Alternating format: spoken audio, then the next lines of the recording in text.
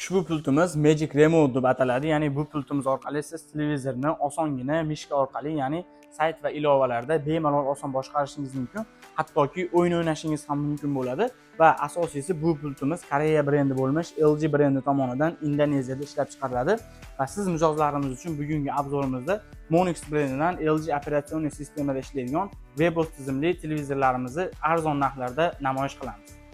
Assalomu alaykum hurmatli mijozlarimiz. Bugun siz mijozlarimiz uchun chegirma narxda Monix brendidan 50 talik va 55 talik televizorlarimizni LG brendi bo'lmish Webos operatsion sistemalari o'rnatilgan televizorlarimizni katta chegirmada namoyish qilamiz va ushbu televizorlarimiz haqida qisqacha ma'lumot beradigan bo'lsak, bu televizorlarimizni kачестволari 4K, ya'ni Ultra HD 3840 ga 2160p bo'ladi va mana dizaynlarini ham ko'rishlaring mumkin.